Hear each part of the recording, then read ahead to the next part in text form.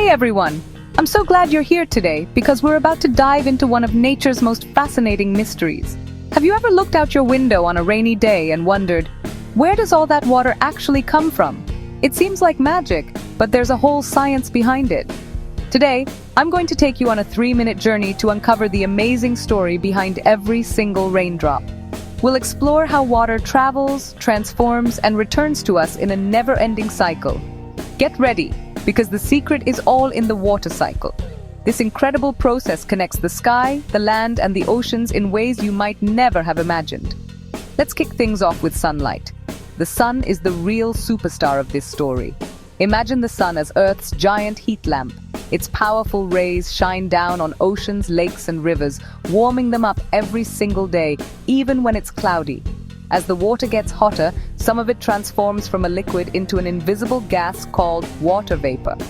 This process is called evaporation.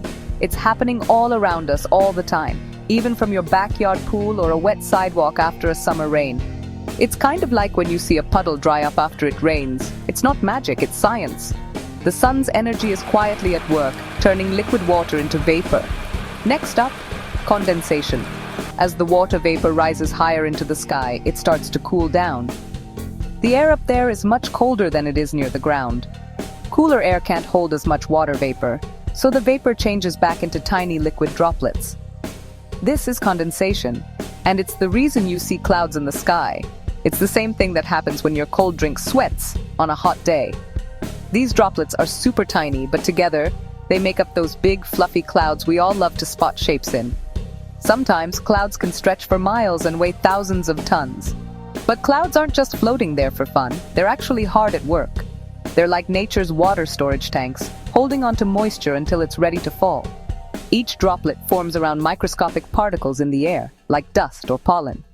These tiny bits give the water vapor something to cling to, helping clouds form and grow. As more water vapor condenses, the droplets join forces and grow bigger and heavier. They bump into each other, merging into larger drops, until they're too heavy to stay up in the sky.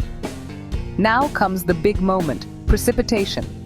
This is when all that hard work pays off, and the water finally returns to Earth. When those droplets get too heavy, gravity pulls them down toward the Earth as rain. You can hear it tapping on your window, watering plants, and filling rivers. Sometimes, if it's really cold up there, you might get snow, sleet, or hail instead.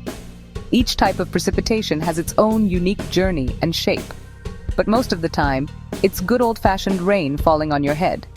It's the same water that's been cycling around our planet for millions of years. And here's the coolest part.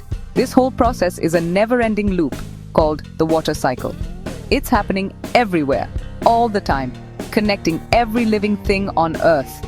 After the rain hits the ground, it flows into streams, rivers, and oceans, ready to be heated by the sun all over again. Some of it even soaks into the ground, nourishing plants and refilling underground water supplies.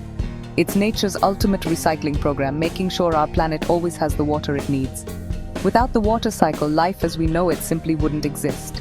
So next time you see a rainstorm, remember, you're watching a global adventure millions of years in the making. Every drop has a story, and you're part of it too. Thanks for hanging out with me today. I hope you learned something new and exciting about the world around you. Stay curious, keep exploring, and I'll see you in the next video.